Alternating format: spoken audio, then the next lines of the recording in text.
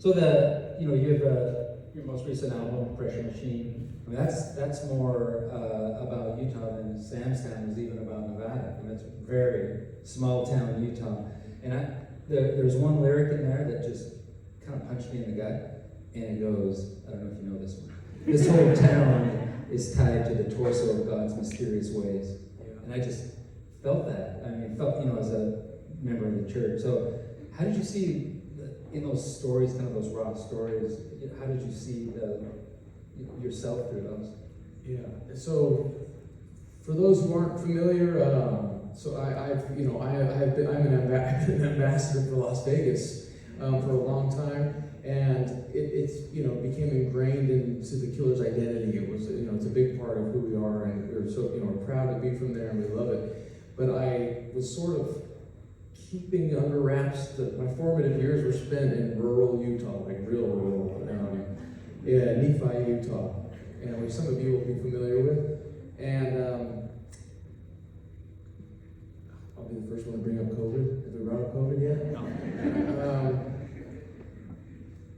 Everything about the Killers is larger than life and stadium sized and lit, with neon, and COVID came and everything got quiet.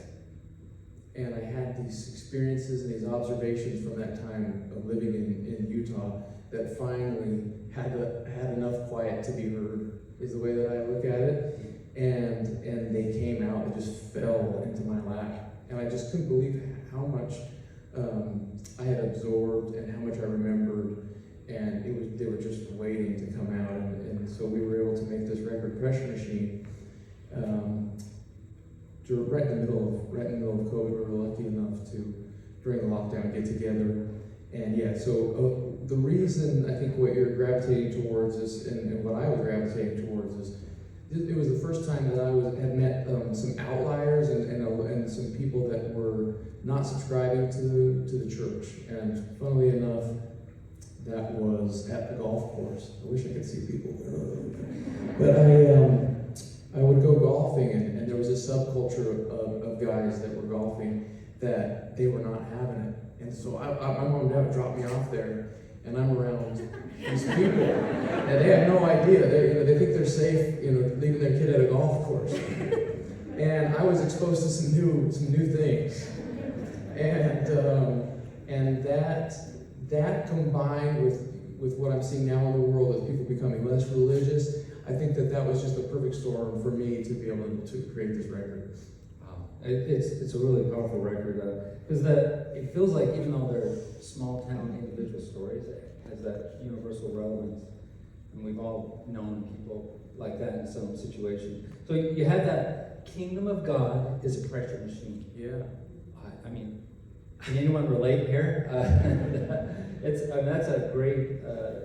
a great line. So, those lines came from the 16-year-old Brandon, right, the 25-year-old on that rocket ship of the Killers, and now like a dad and a husband and father, and so how does that kind of speak to who you are and who you want to be?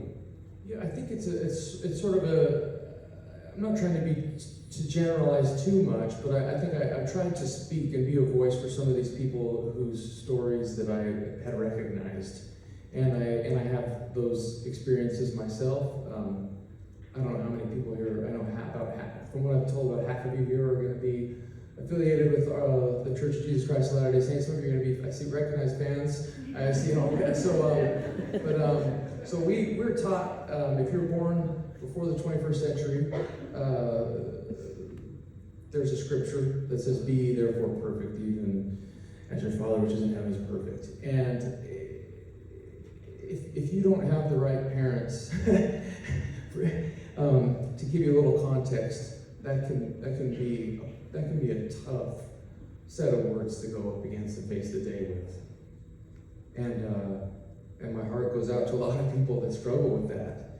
And so we had a little bit of we've had a little bit of a problem with perfectionism in our culture, and I think again that there's this culmination of these observances that I've made and things that I've had happen in my own life, and now being a father and wanting my children to see the beauty of the religion and to not feel boxed in, and so I think that's another thing that was swirling around when we made that record. Well, for those of you who haven't heard, Robert Johnson's a blues player, and there's a allegory, I guess, that he was at a crossroads, out in the dirt crossroads. He had to make a decision, sell his soul to the devil in order to play guitar like he played and sing like he played. So I think all creatives kind of reach that metaphorical point where, you know, you decide if you're going to stick, especially if you're a person of faith, are you going to stay the course, and is that going to hurt you, or is it going to help you? And you've lived at that intersection since you're 16. You know, rock star and father and husband and all those things that you said. So, you know, what is that? You know, how do you find that right balance? I mean, you tour, you're out on the road. Yeah, no, I feel like I've been to that intersection more than once, and I doubt that I'm free from it for the next 40 years of my life. It is it's a constant battle and something that you got to wake up and decide what choices you're going to make and what road you're going to take in that sense. And the one thing that I do know is the more you choose the correct road, I think the easier that it gets. I mean, choose the right. Choose the right. Try not to say it. Choose the right. And well, if there's someone out here that's at one of those crossroads right now in decision making, what would you tell them? I think it's finding there's a sweet spot. There really is a sweet spot where you should. I think so many people struggle with the idea of there being rules and they feel like it's heavy-handed or they feel condemned. And I think what it is finding. I guess I can help. I have a nephew who is the best person I know. He's one of the best person I know, hardworking people I know. He's raised in the gospel, and he just he likes to dip into some Tito's vodka on the weekend, and maybe some natural light, right? He should be at church. The church would be better off if my nephew was there. And he feels like he shouldn't be there, and I know that how I feel after I go, and what a blessing it is to go and congregate and to sing hymns, and I always, even if I'm reluctant in the morning, as soon as my butt hits the pew, I know that I'm in the right place, and so anybody that feels like that, that's who my heart goes out to. I've been able to find a sweet spot and find a way to live the gospel, and I don't feel like I'm that nuanced of an LDS member, but I just see nothing but the benefits of the gospel and its effect on my family. That's it is, some of it is just a lack of awareness. So this organization, the Center for Latter-day Saint Arts, the co-founders, Richard Bushman, scholar, rough stone rolling, all those things, and Glenn Nelson, who's kind of like the Gertrude Stein, the Salon of Gertrude Stein of our time. He's here in New York, a center of creativity in New York, and those two together, that's what we're trying to do is that those who self-identify as members of the church, they're welcome in the church, and we have.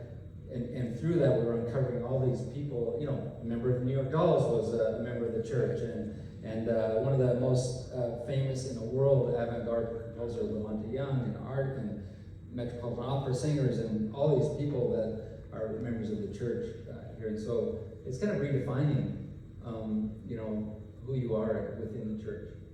And so I love that story. When you were, you're a songwriter. You write all the time, and you kind of shifting with this album. You kind of went from those Sam concept albums to this these smaller songs or more intimate songs, and which I love the new album. It's just amazing, and So kind of with that stripped down production and all that, it kind of reveals more vulnerability or experimentation. And what about, is it something in your life beyond COVID that's going that direction, or was it just COVID? I think I've always wanted to tell stories, and I didn't realize maybe how we're very acquainted with stories in country music and maybe in hip hop, and it's kind of left the rock sphere. And so I think that it stands out. One of the reasons that we stand out is, I'm not tooting my own horn, but I think that because of these stories that I tend to gravitate towards, and I want to tell stories. And it does lend itself. It's the vehicle that we use on Pressure Machine, which is more of an Americana, harder driving, I guess, if you could use that as a symbol. It lends itself to storytelling more. And I think you just get a little bit of a softer touch as you get older, and maybe it's a little bit of that. But I don't think we'll totally stray from the other stuff. I think you bring in, if you've listened to the album, there's the people speaking that Brandon was inspired by. They wrote the stories about you should read the liner notes on streaming or whatever it is. And I don't think I've ever heard anyone include that much conversation in it, but it just drives you right into the story, and then the songs seem to deliver on that promise. What was that? When did you make that decision right away? I wish I could take credit for it. It was our producer Sean Everett's idea, and it was just such a genius idea at the last minute. We were mixing the record, and it was already feeling like a documentary of this town. And he had the idea to send some people from public radio down to Nephi and just interview people on the street.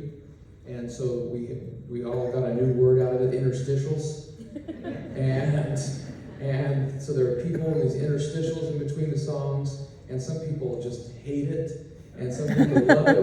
We have a version without the interstitials and a version with the interstitials. So everybody can be happy. If you're familiar with Utah, it kind of brings you in even because it has kind of that flat accent. The people even they have that. It's very specific. Very moving piece that you did, and you can watch it on YouTube, or is that Harry Reid tribute that you did, and he was so cool. So you knew him. I knew him a little bit. Yeah, he was the same age as my Aunt Barbara, and they went to the Barbara, and he would say funny things like, "Oh, I remember Barbara. She was a knockout."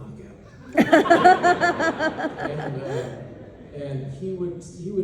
My dad is I look up to my dad, and I'm so thankful for him, and he was a great influence in my life. But he's a quiet man, and I would get texts every now and then from Harry Reid that would just be things that you'd want your dad to say to you, like just these like guiding things and advice on how I should raise my family and how I should behave around my wife, and things like that, just out of the blue. And it was just wonderful to have someone like that, and who was from the same dirt that I was from, and he knew, he went to the same high school my parents went to, and he made it so far, and stayed faithful, and was just a great, was on the left side, which is not associated with a lot of religious people, so just such a cool way. What an honor to play at that. How was that mixing that Be Still, which I hope we can hear, Till We Meet Again? How was that? Yeah, we did. I played a little Home Means Nevada at the beginning, and then we played Be Still, and finished with God Be With You Till We Meet Again. It was just beautiful. They say pressure. Billie Jean King said pressure is a privilege. I felt so much pressure. I felt a lot of privilege. That day there was playing it. The Bidens were there, and Obama was there, and Carole King was there, and all honoring him. And it was just a great thing to be a part of. I have a cool Carole King story. So I'm sitting next to Carole King and like Chuck Schumer, and it's so wild, you know. And I reached over Chuck, and I asked Carol, because I was so nervous, and I said, "What do you do when you're nervous?" You know, she's been doing this a long time. She's written so many amazing songs, and she was just looked me dead straight, not being funny. This is gonna sound funny, but she just said, "You do your job." she meant it. And she said, they asked you to here to do a job, and you do your job.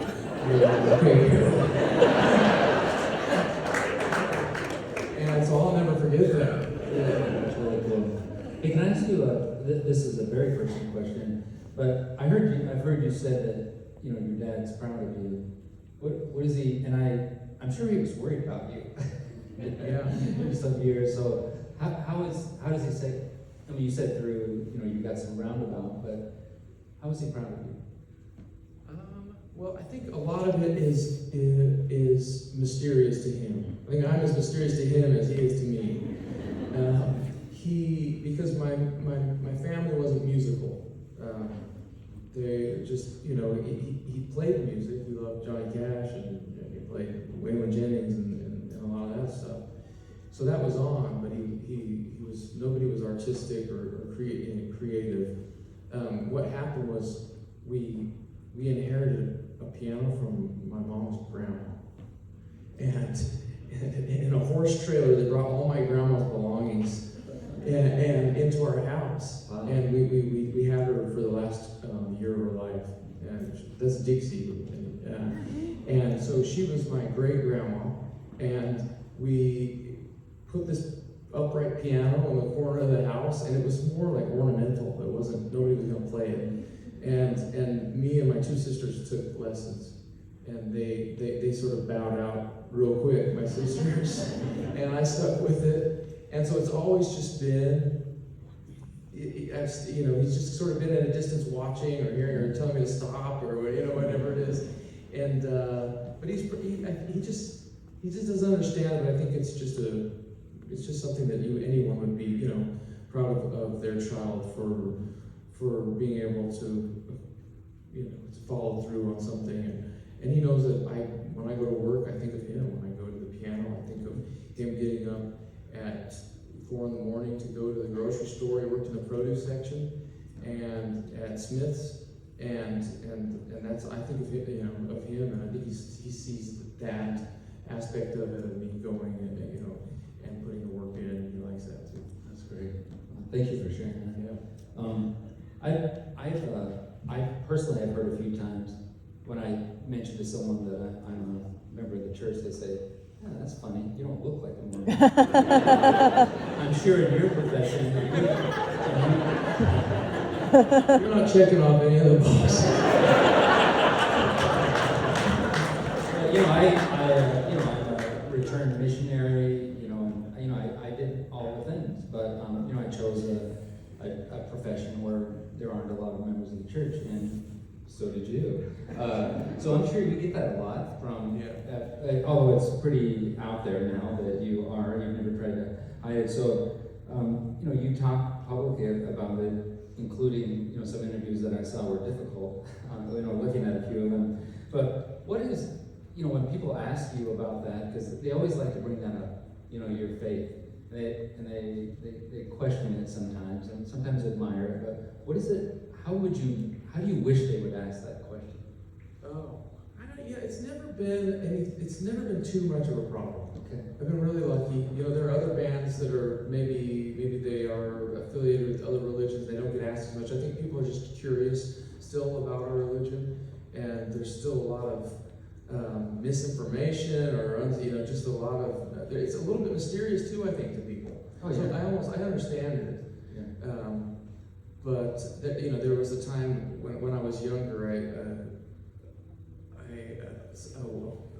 a journalist was interviewing me. I think it was in Australia, and he was sort of being it's weird. We don't have a good word for cheeky. And I hate saying it, but I found there's not another word that's coming to mind. He was being kind of cheeky, and he was kind of being rude though. But he let me know I didn't know that my label had given them a list of things not to talk to me about. And one of them was religion, the other was Bruce Springsteen. Our second album, and it was like, it was just getting brought up so much. But other than that, I haven't had many problems. Yeah. Nobody's ever adversarial or anything like Yeah. that. It is funny how people, like on the news, and Mormon Sunday school teacher caught robbing a bank. You know, they never mention a religion That's right. of any other type. A Methodist Sunday school. But you know, we're a curiosity. So It's true. so let's get to the music. You're gonna play some songs tonight. What type of songs are you gonna sing for us? You got your full band, all the lights here. I know. Sorry, I'm going to be joined by Robbie Conley and Snake. So we're going to do 3 or 4 of this. See how my voice is feeling. And we're going to do first. We're going to take the opportunity to do something different. And we're going to start with "Terrible Thing." You want to talk about the songs or just tell you the songs? Well, I mean, you got Richard Bushman in the audience, so you know you have to